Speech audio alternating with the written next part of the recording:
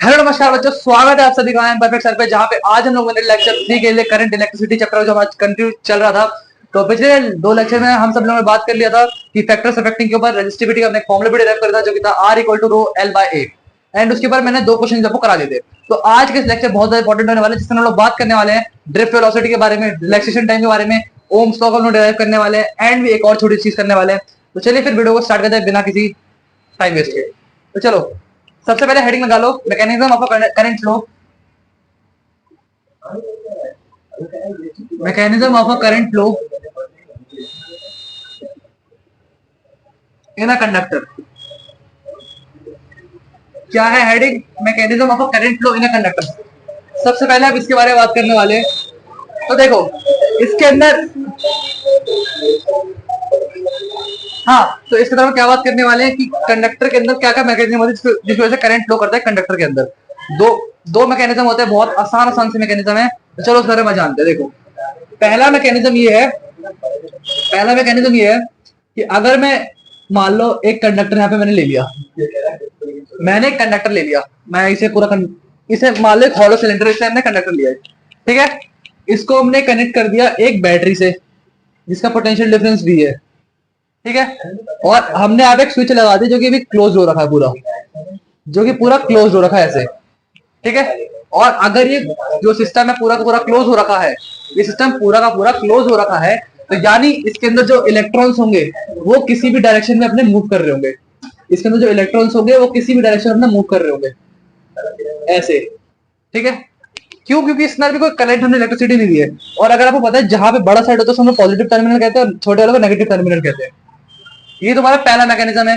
क्या? कि अगर कोई स्विच ऑफ है तो उसके अंदर जो जो इलेक्ट्रॉन्स होंगे वो रैंडम मोशन में होंगे। कौन से मोशन में होंगे? रैंडम मोशन में। और दूसरा मैकेनिज्म तुम्हारा क्या है?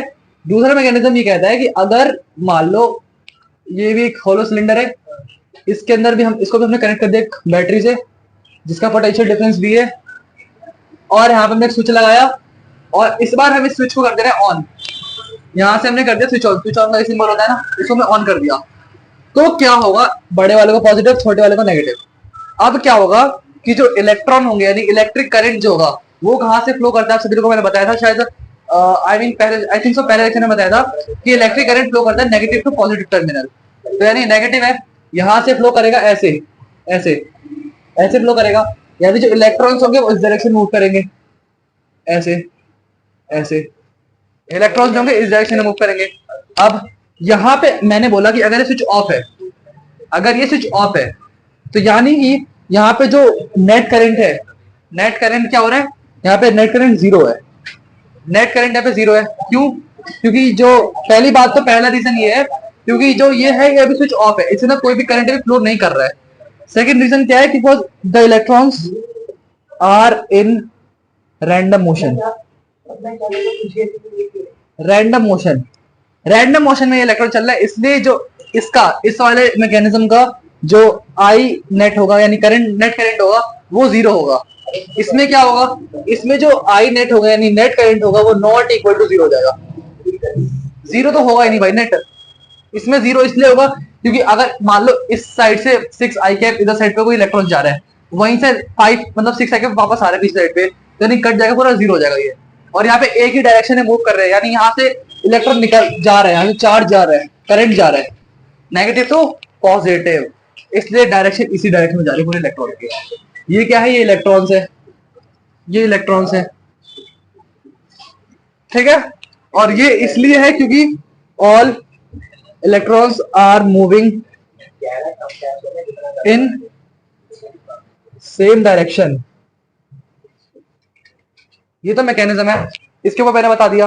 तो चलो इसे जल्दी से नोट कर लो, फिर हम लोग आगे बढ़ने वाले हैं drift velocity and relaxation time के बारे में पढ़ते हैं। तो जल्दी इसे नोट कर लो, जल्दी जल्दी जल्दी कर लो। हो गया नोट? हो गया? हटा दूं? हटा दूं? चलो फिर मिटा दे। तो ये तो मैकेनिज्म था, ये उतना ज्यादा पूछता नहीं है, बट इसका काम आएगा तुम्हारा ड्रिफ्ट वेलोसिटी में। इसका जो काम आएगा वो तुम्हारा ड्रिफ्ट वेलोसिटी में आएगा। हेडिंग लगाओ अपना, drift velocity and relaxation time. Heading लगा लो drift velocity and relaxation time. Drift velocity and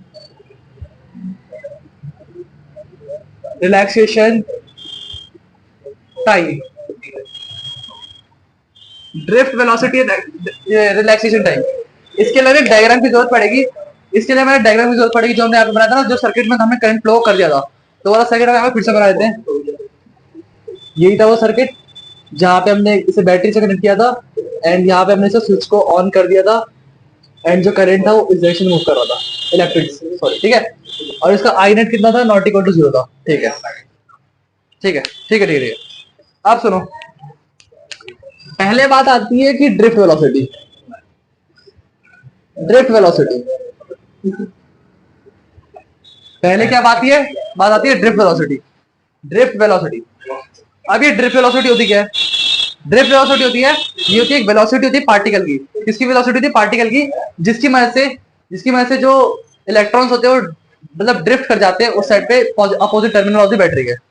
यानी इसे हमें लिखना तो कैसे लिखेंगे, इसे लिखेंगे हम लोग velocity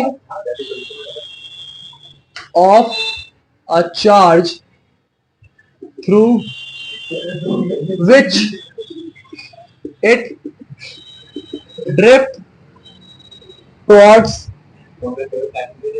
the opposite terminal of the battery।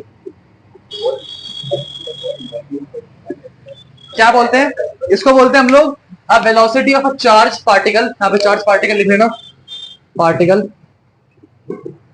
अब velocity of a charge particle through which it drift towards the opposite terminal of the battery, या बैटरी को तुम लोग कह सकते हो और सेल, बैटरी को तुम लोग सेल भी कह सकते हो। अब ड्रिफ्ट वेलोसिटी को हम लोग वीडी से भी लिखते हैं, ड्रिफ्ट वेलोसिटी को हम लोग वीडी से भी लिखते हैं, ठीक है। ड्रिफ्ट वेलोसिटी को हम लोग वीडी से भी लिखते हैं।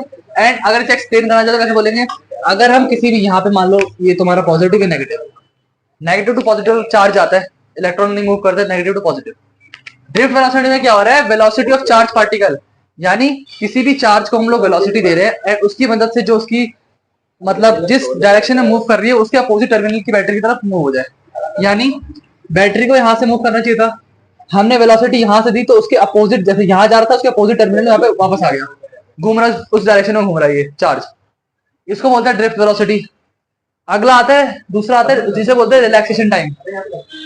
दूसरे को बोलते हैं हम लोग रिलैक्सेशन टाइम, रिलैक्सेशन टाइम। अब रिलैक्सेशन टाइम क्या होता है? रिलैक्सेशन टाइम बहुत ज्यादा इंपॉर्टेंट है, ठीक है, ये तुमको पता होना चाहिए। ये होता है तुम्हारा a time gap, time gap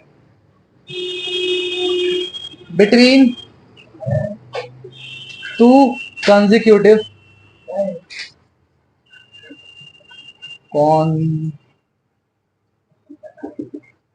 consecutive charges,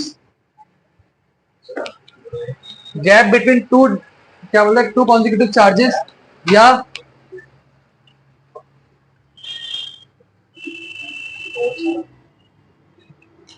consecutive charge particles।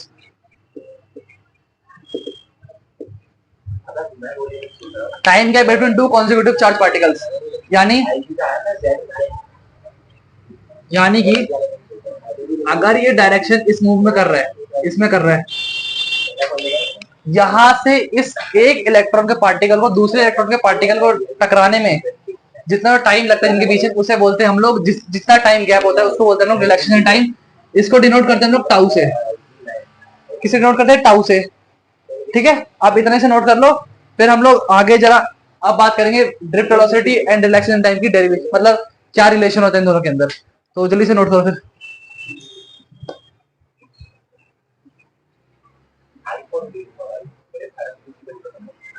ठीक है, हो गया हो गया हो गया हो गया, ठीक है ठीक है ठीक है। तो भाई ड्रिफ्ट वेलोसिटी ना तुमसे पूछता नहीं कि क्या होता है, बट इसका एक फॉर्मूला होता है जो होता है शायद, हाँ, रिलेशन बिटवीन जिसे बोलते हैं ड्रिफ्ट वेलोसिटी और इलेक्ट्रिक करंट, वो वाली ज्यादा पूछती है, बट ये है हमारे सिलेबस में तो मैं बता देता हूँ क्या होता है ये। ड्रिफ्ट वेलोसिटी रिलेशन खत्म हो चुका है, हेडिंग लगा लो अपना, relation between drift velocity and relaxation time. क्या होगा? Relation between drift velocity and relaxation time. Relation between drift velocity and relaxation time. अगर मैं तुमसे बोलूं कि बिफोर अप्लाइंग वोल्टेज,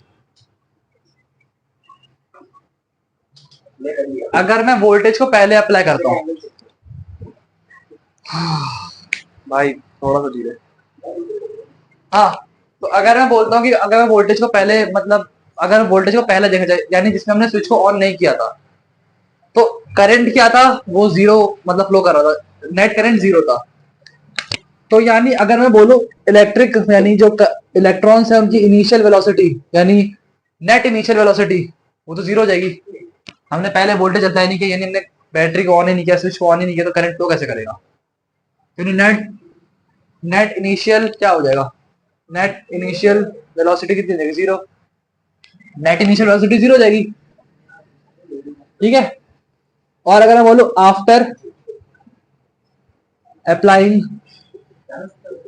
वोल्टेज, अगर हम वोल्टेज बाद में यूज करें तो यूजिंग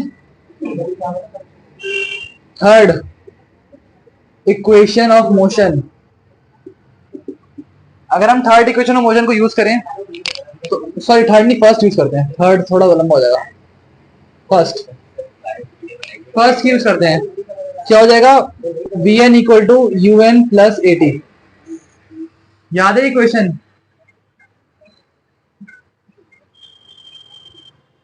ये इक्वेशन याद है?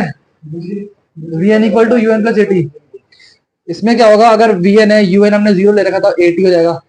यहाँ पे टी क्या है? रिलैक्सेशन टाइम है, जैसे टाउ भी लिख सकते हैं हम लोग, यानी वी एन इक्वल टू क्या हो जाएगा? ए टाउ,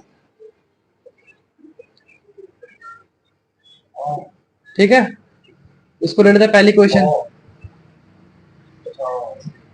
इसको ले लेते हैं पहली क्वेश्चन।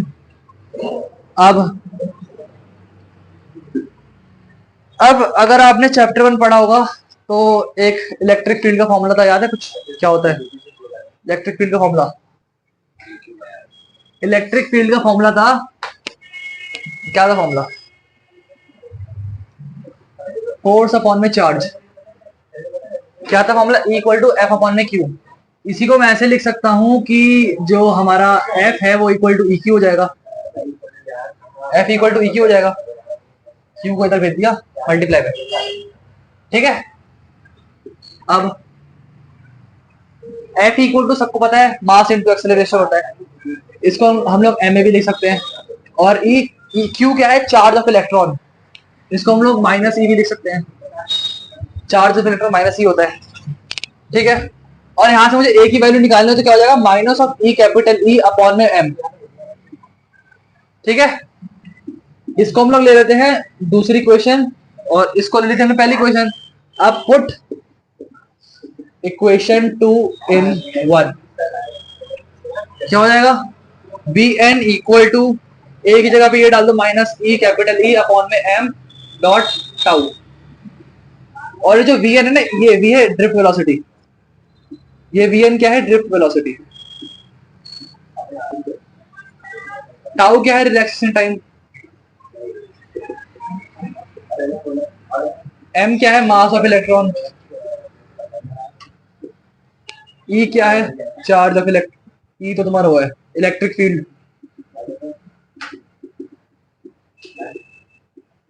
ये क्या है? Charge of electron. यहां से हटा के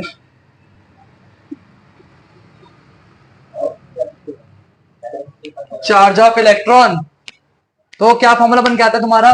इसे तुम वी एन या वीडी भी लिख सकते हो, क्योंकि अभी ड्रिफ्ट वेलोसिटी है तो इसे तुम लोग वीडी भी लिख सकते हो।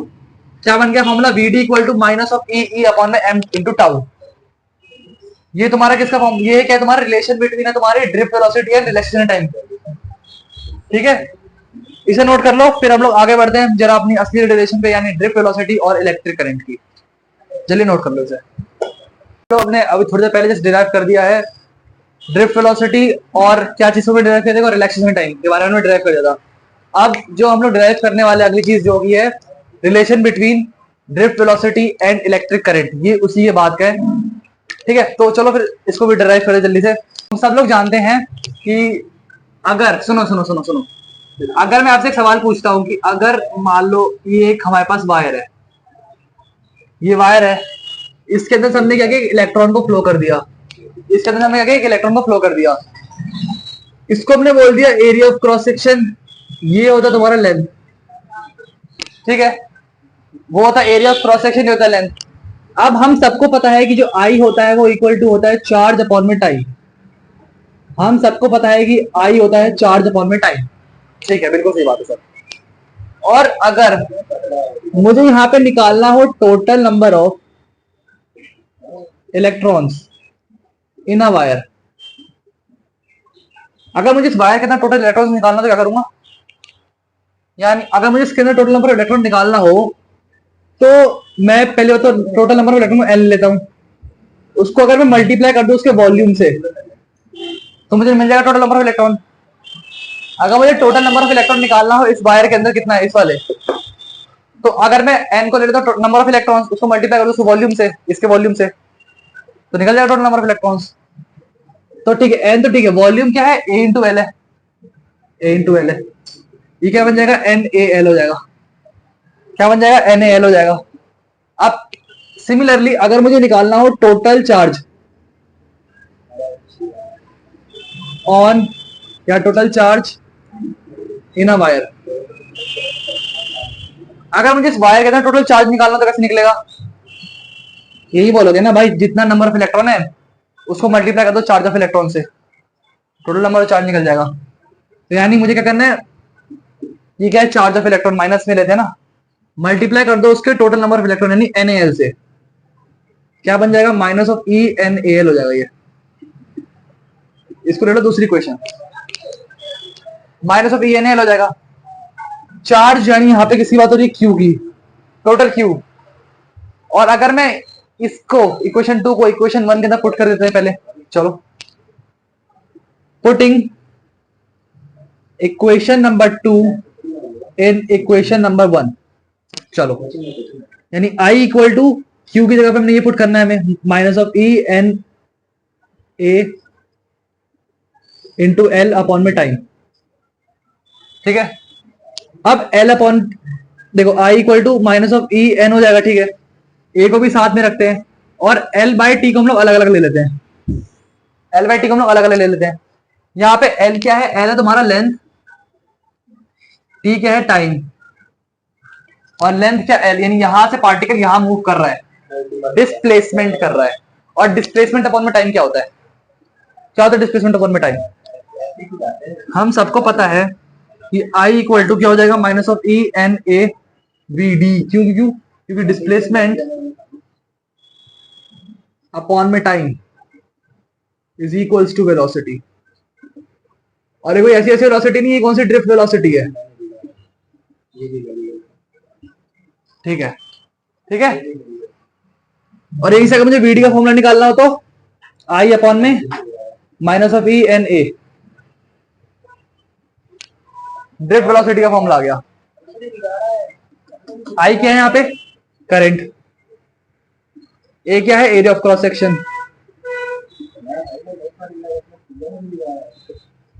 N क्या है, नंबर ऑफ इलेक्ट्रॉन्स, E क्या है, चार्ज ऑफ इलेक्ट्रॉन, और VD क्या है सबको पता है, ड्रिफ्ट वेलोसिटी।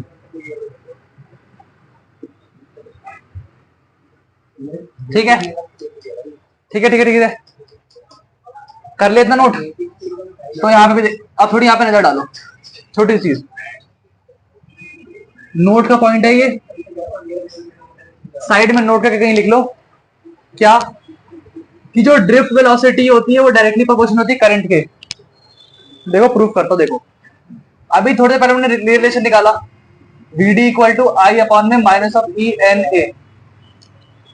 ठीक है, इसको मैं ऐसे भी तो लिख सकता हूँ कि VD is equals to 1 upon में minus of ENA bracket I, यानी मल्टीप्लाई कर दिया इसे, है ना। ई क्या था, चार्ज ऑफ इलेक्ट्रॉन, एन क्या था, नंबर ऑफ इलेक्ट्रॉन, ए था area of cross section.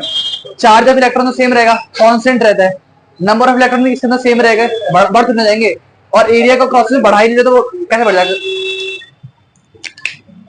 Charge of electron same रहेगा, एन क्या है, number of electrons, wire same है, हमको इसकी लेंथ नहीं बढ़ानी, एरिया ऑफ क्रॉस सेक्शन नहीं बढ़ाना, तो इसके ऊपर नंबर ऑफ इलेक्ट्रॉन थोड़ा बढ़ जाएंगे इसे, और यहाँ पे क्या है, एरिया ऑफ क्रॉस सेक्शन में बढ़ा ही नहीं दे। तो यानी ये जो तीन चीज है, ये तीन चीज क्या है, कांस्टेंट, और इस कांस्टेंट को हम लोग मान लेते हैं के, इस कांस्टेंट को हम लोग मान लेते हैं के, तो यानी V D is equal to K into I हो जाएगा, और इस कांस्टेंट को अगर हटा दे तो यानी डायरेक्टली का सही रहेगा ना, डायरेक्टली प्रोपोर्शनल का, यानी V D is directly proportional to current. ये यहां से भी हमने प्रूव कर दिया। ठीक है, कर लो इतना नोट, फिर हम लोग आगे बढ़े जल्दी से। चलो कर लो नोट, पानी पी रहा हूँ। तो बच्चों हम लोगों ने जस्ट थोड़ी देर पहले ड्राइव कर दिया ड्रिफ्ट वेलोसिटी और इलेक्ट्रिक करंट के बीच में जो डेरिवेशन जो अभी थोड़े पहले हमने करी है, जो कि हुआ था V D equal to I upon में minus of E N A हुआ था। ठीक है, ड्राइव कर दिया था हमने। अब अगला हमारे पास टॉपिक आता है deduction of Ohm's law. Deduction का मतलब क्या होता है, डिडक्शन का मतलब होता है हमें प्रूव करना है ओम्स लॉ को। अब बोलोगे सर हमने ओम्स लॉ को प्रूव कर चुका है कितनी बार, यानी अगर सर बता दो v इक्वल टू आई होता है और हम एक अगर प्रोपोर्शनल का करंट है तो कांस्टेंट आता है आई आर हो जाता है, ये तो सर प्रूफ हो गया।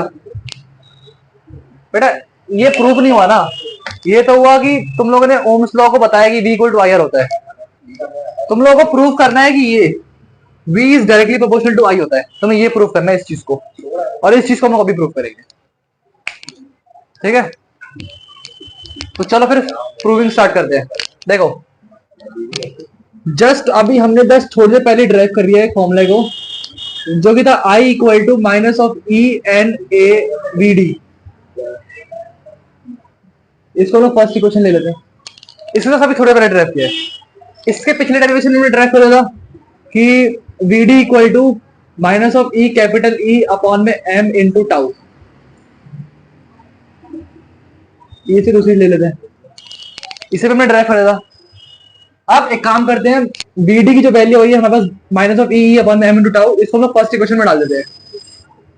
तो क्या हो जाएगा, I equal to minus of E N A minus of E capital E upon में एम इंटू टाउ। यहाँ पे लिख देना पुटिंग इक्वेशन 2 in 1 बस। ठीक है, अब देखो माइनस यहाँ पे मल्टीप्लाई माइनस यहाँ पे ये हो जाएगा, ई स्क्वायर हो जाएगा, एन बच जाएगा, ए भी बच जाएगा, एम इंटू टाउ सब बच जाएगा। तो देखो I equal to minus of E minus हट जाएगा, ई स्क्वायर हो जाएगा, एन ए और टाउ को साथ में रखते हैं, अपॉन में एम रख देते हैं, और मल्टीप्लाई बाहर ई रख देते हैं, इलेक्ट्रिक फील्ड।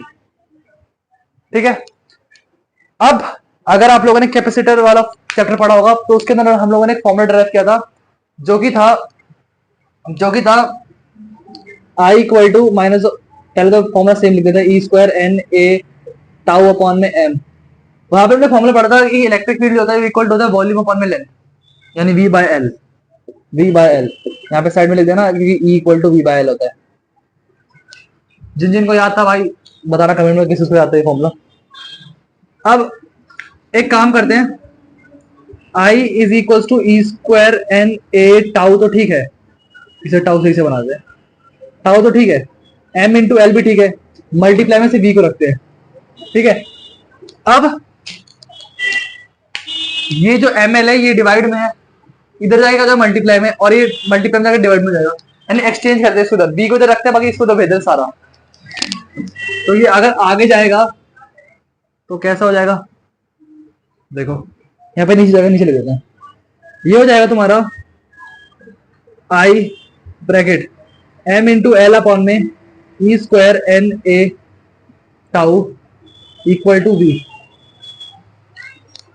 एम एल को जब मल्टीप्लाई में दिया और इसको फिर डिवाइड में रख दिया, तो ये और अगर हम और यहाँ पे आ गया v equal to M L upon में E square N A tau multiply में क्या है आई। ठीक है, और अगर हम इस पूरी चीज को कांस्टेंट ले लेते हैं, कैसे, चलो बता दो। देखो m मास कांस्टेंट रहता है, लेंथ भी कांस्टेंट रहती है, e क्या है, चार्ज ऑफ इलेक्ट्रॉन कांस्टेंट है, नंबर ऑफ इलेक्ट्रॉन कांस्टेंट है, एरो कांस्टेंट है, और रिलैक्सेशन टाइम भी कांस्टेंट ही है।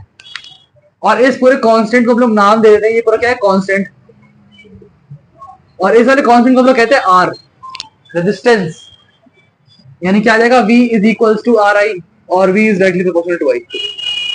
बोलो हो गया proof, V equal to I, V is directly proportional to I, या तुम V इक्वल टू आई भी कह सकते हो। ठीक है, ये प्रूफ तो यहीं तक था। अब आगे चीज देखो, ये प्रूफ ना बहुत ज्यादा इंपॉर्टेंट है, क्योंकि इस प्रूफ की वजह से तो बहुत सारी चीजों के बारे में पता चलेगा। यानी हमें यहां से पता चल गया कि अगर हमने इसको आर लिया है कांस्टेंट, यानी आर की वैल्यू क्या आ रही है, एम एल अपॉन में E square N A tau. ठीक है, ये तुम्हारी किसकी वैल्यू की, आर की वैल्यू हो गई। अब हम एल को और ए को अलग अलग ले लेते हैं, यानी R equal to M bracket E square N tau, साथ में रखते हैं इधर, और एल, और बाहर मल्टीप्लाई में इसे एल बाय ए कर देते हैं।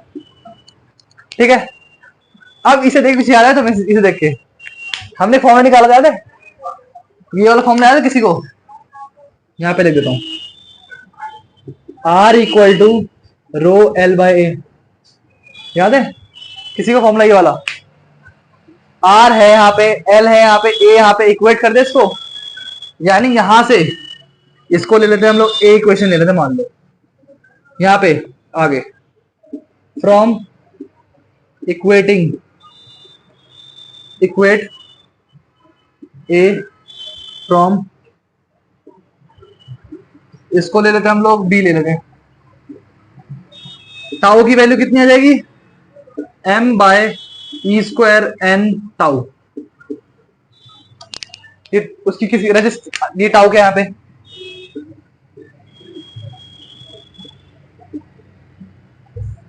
रेजिस्टिविटी, टाउ क्या है यहाँ पे, रेजिस्टिविटी। अब कैसे कह सकते हो सर ये आप रेजिस्टिविटी है ये, अगर हम लोगों ने पढ़ा था कि रेजिस्टिविटी जो होती है वो डिपेंड करती है टेम्परेचर और नेचर ऑफ मटेरियल के ऊपर, है ना। तो यहाँ पे देखो, मास क्या आता है, नेचर ऑफ मटेरियल है, यानी ये भी कांस्टेंट है। ई क्या है, यानी मास के ऊपर डिपेंड कर रहा है, ये नेचर ऑफ मटेरियल में आता है। ई क्या है, चार्ज ऑफ इलेक्ट्रॉन, एन क्या नंबर ऑफ इलेक्ट्रॉन, टाउ के टेम्परेचर, यानी नेचर ऑफ, और हम सबको पता है कि इट डिपेंड्स, यहां पे लिख देते हैं, it depends on nature of material and temperature. देखो ना होता रही है भाई, एम मास है, ये नेचर में आता है, ये डिपेंड कर रहा है, चार्ज डिपेंड कर रहा है, N number of electron depend कर रहा है, और टेम्परेचर टाउ यानी रिएक्शन टाइम ये भी डिपेंड कर रहा है। यानी इससे प्रूफ हो जाता है कि भाई हमारे ये किसका एक रेजिस्टिविटी का नया फॉर्मूला आता है, यहाँ से हमारे रेजिस्टेंस का नया फॉर्मूला आता है, और ये हमने यहाँ पे तो प्रूफ कर ही दिया। ये क्या है, ओम्स लॉ।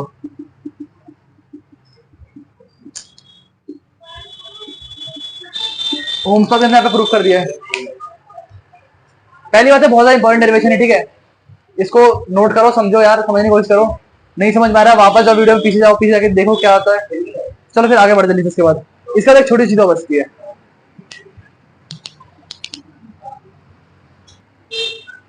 हाँ, तो अब हम लोगों ने थोड़े पहले ड्राइव कर दिया था ओम्स लॉ को, यानी डिडक्शन कर दिया था ओम्स लॉ का। ओम्स लॉ को हमने प्रूफ कर दिया था, V is directly proportional to I होता है। रेजिस्टेंस एक नया फॉर्मूला आ गया था, रेजिस्टिविटी एक नया फॉर्मूला आ गया था, वही बता था भाई। बहुत इंपॉर्टेंट डेरिवेशन को अच्छे से कर लेना है प्लीज, एग्जाम में बहुत ज्यादा जानती है। तो आज का लेक्चर का हमारे पास आखिरी टॉपिक आता है, जिसका नाम है मोबिलिटी ऑफ अ चार्ज, जिसको हम लोग डिनोट करते हैं म्यू से। म्यू से इसको डिनोट करते हैं मोबिलिटी ऑफ चार्ज को, ठीक है। ये होता क्या है, ये होता तुम्हारा velocity of a particle per unit electric field is called mobility of a charge. क्या होता है कि velocity of a particle per unit electric field is called mobility of a charge. लिखा समझ में नहीं आएगा, मैं लिख दिया, समझो क्या होता है। मोबिलिटी ऑफ चार्ज होता है अगर हम किसी भी चार्ज यानी किसी भी चार्ज पार्टिकल को इलेक्ट्रिक फील्ड देते हैं, और जिस इलेक्ट्रिक फील्ड की वजह से उस चार्ज के ऊपर वेलोसिटी आ जाती है, उसको हम लोग बोलते हैं मोबिलिटी ऑफ अ चार्ज, ठीक है। इसका फॉर्मूला यानी म्यू जो होता है वो इक्वल टू होता है तुम्हारा ड्रिफ्ट वेलोसिटी अपॉन में इलेक्ट्रिक फील्ड। ड्रिफ्ट वेलोसिटी अपने इलेक्ट्रिक फील्ड होता है, यानी ये फॉर्मूला आता है वीडी अपॉन में ई हो जाएगा, यानी mu equal to VD upon में ई होता है। ठीक है, ये मोबिलिटी ऑफ चार्ज है। चलो अब आती है मेरी बारी। अभी तो मैंने कोई क्वेश्चन नहीं पूछा ना, एक क्वेश्चन पूछता हूँ। ये जो फॉर्मूला है mu equal to VD upon में ई, इसकी जरा एसआई यूनिट निकालो, बताना क्या आएगी। निकालो जरा इसकी एसआई यूनिट, देखते कौन कौन निकाल पाता है। निकालो। I want SI unit of mobility. मुझे इसकी वो बताओ जल्दी से, जल्दी जल्दी जल्दी बताओ, जल्दी बताओ। भाई 12th में आ गए हो, एसआई यूनिट तो निकालनी आती होगी। भाई फिजिक्स पढ़ रहे हो, 12th में आ गए हो, एसआई यूनिट निकालनी तो आनी चाहिए यार। चलो निकालो जल्दी, देखते हैं कितने लोग सही निकालेंगे। वीडियो को पॉज करो और निकाल के बताओ जल्दी से। चलो मैं निकालता हूं। देखो मैंने बोला म्यू इक्वल टू होता है वीडी अपॉन में ई होता है। वीडी क्या एक वेलोसिटी है टाइप की, वेलोसिटी क्या होती है मीटर पर सेकेंड। इलेक्ट्रिक फील्ड क्या होता है न्यूटन पर कूलम। तो इसकी ऐसी यूनिट क्या हो जाएगी मीटर पर सेकेंड पर न्यूटन कूलम।